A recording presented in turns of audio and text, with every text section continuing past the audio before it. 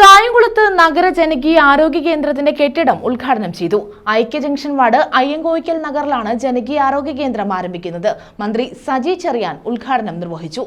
ജനങ്ങളുടെ സമഗ്ര ആരോഗ്യ സംരക്ഷണം ലക്ഷ്യമാക്കി സർക്കാരും നാഷണൽ ഹെൽത്ത് മിഷനുമായി സഹകരിച്ചാണ് ആരോഗ്യ കേന്ദ്രം നഗരസഭ പ്രവർത്തന സജ്ജമാക്കിയത്. കായംകുളത്ത് നഗര ജനകീയ ആരോഗ്യ കേന്ദ്രത്തിന്റെ കെട്ടിട ഉദ്ഘാടനം നടത്തി. മന്ത്രി സജി ചെറിയാൻ ഉദ്ഘാടനം നിർവഹിച്ചു. ഒരു വർഷത്തിന് നാഷണൽ ഹൈവേ പൂർത്തിയാകുമ്പോൾ, 6 വരിപ്പാത പൂർത്തിയാകുമ്പോൾ ഈ കേരളത്തിന്റെ വികസനത്തിനുണ്ടായ മാറ്റം എത്ര അത്ഭുതകരമായിരിക്കും. ചെറിയ കാര്യമാണോ? അതാണ് വികസനം.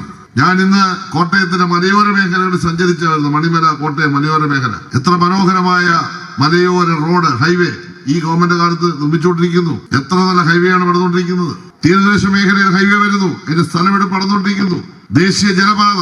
ഐക്യ ജംഗ്ഷൻ വാർഡിൽ അയ്യൻകോയിക്കൽ നഗറിലാണ് നഗര ജനകീയ ആരോഗ്യ കേന്ദ്രം നിർമ്മിക്കുന്നത്. അഡ്വക്കേറ്റ് യു പ്രതിഭ MLA അധ്യക്ഷത വഹിച്ചു. നഗരസഭാ ചെയർപേഴ്സൺ P ശശികല സ്വാഗതം പറഞ്ഞു. മികച്ച ചികിത്സ, വിദഗ്ധ ഡോക്ടർമാരുടെ സേവനം, അമ്മമാരുടെയും കുഞ്ഞുങ്ങളുടെയും ആരോഗ്യ സംരക്ഷണത്തിന് പ്രത്യേക ഊന്നൽ, പ്രമേഹം, രക്തസമ്മർദ്ദം തുടങ്ങി ജീവിതശൈലി രോഗങ്ങൾക്കുള്ള ചികിത്സ, പകർച്ചവ്യാധി തടയാനുള്ള പ്രവർത്തനങ്ങൾ തുടങ്ങിയവയാണ് ഇതിലൂടെ ലക്ഷ്യമിടുന്നത്. സംസ്ഥാന സർക്കാരും നാഷണൽ ഹെൽത്ത് മിഷനുമായി സഹകരിച്ചാണ് ആരോഗ്യ കേന്ദ്രം നഗരസഭ പ്രവർത്തന സജ്ജമാക്കുന്നത്.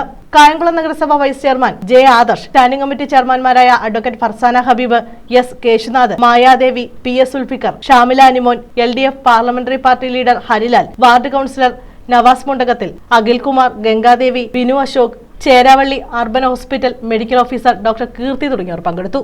News bureau, Kayamkulam.